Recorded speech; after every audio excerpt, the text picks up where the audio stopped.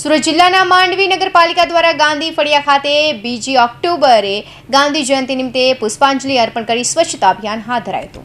માંડવી નગરપાલિકા દ્વારા ગાંધી ફળિયા ખાતે આવેલ ગાંધીજીની પ્રતિમાને નગરપાલિકા દ્વારા ચીફ ઓફિસર પૂર્વીબેન પટેલના અધ્યક્ષસ્થાને પુષ્પાંજલિ અર્પણ કરી તમામ મહાન અનુભાવોએ ગાંધીજીની પ્રતિમાને પુષ્પાંજલિ અર્પણ કરી હતી।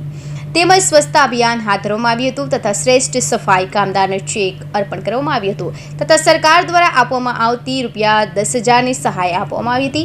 આ પ્રસંગે પાલિકા ચીફ ઓફિસર પૂર્વીબેન પટેલ, નગર ભાજપના મહામંત્રીઓ શાલિનીભાઈ શાહ, વિજય પટેલ, સંગઠનના હોદ્દેદારો, કોર્પોરેટરો, કર્મચારીઓ તેમજ નગરજનો ઉપસ્થિત રહી પુષ્પાંજલિ અર્પણ કરી હતી।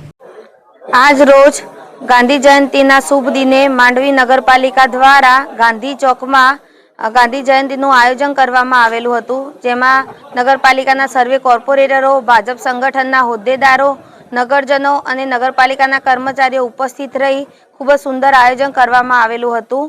આ પ્રોગ્રામ દરમિયાન જે શ્રેષ્ઠ સફાઈ કામદારો છે તેમને ચેક વિતરણ કરવામાં આવ્યું અને સરકારશ્રી દ્વારા આપવામાં આવતી 10,000ની સહાય આપવામાં આવી। ત્યારબાદ સફાઈનો કાર્યક્રમ કરવામાં આવ્યો અને સર્વે નગરજનોએ ખૂબ જ ઉત્સાહથી આનો ભાગ લીધેલો છે।